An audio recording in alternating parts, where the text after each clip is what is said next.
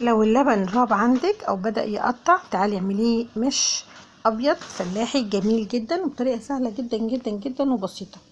اول حاجه ده كيلو مش ده كيلو قصدي لبن.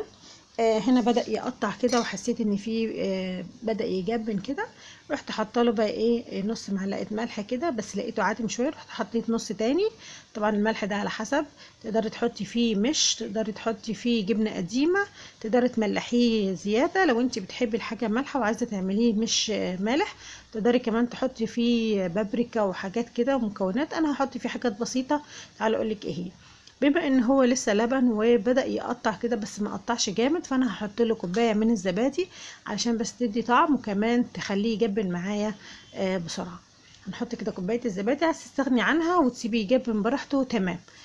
عايزه تغليه وتسيبيه بقى يطلع البخار بتاعه ويجبن معاكي ويقل كده نسبه السوائل تقل ويبقى مجبن معاكي برضو مفيش مشاكل، اللي يريحك. انا هنا هسيبه زي ما هو، بس هحط له كوبايه الزبادي وهحط له شويه من الكمون الصحيح علشان يديله كده طعم حلو.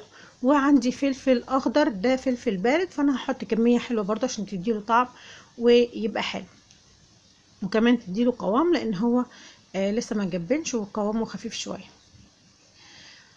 هحط كده المش معايا اللي هو اللبن، وبعد ما حطينا عليه معلقه الملح ومعلقه الكمون، وهنحط بقى فيه كده كام قرن فلفل اخضر وشويه كده قطعتهم وحطيتهم. هحط كمان شويه من الشطه الحمراء لان الشطه اللي انا حطيتها دي بارده مش حاميه يعني. وهقلب كده واحط له كمان شويه من الزيت من فوق كده، وهقلب الزيت بس مش عشان حاجه يعني، عشان بس ايه يحفظوا كده. حطيت شويه صغيرين كده من فوق وهديله تقليبه خفيفه كده، وتقدري تاكليه بقى بعد يومين ثلاثه كده هتلاقيه حلو. بس اهم حاجه انا هحتفظ بيه في التلاجة علشان ما يبقاش لازع قوي معايا.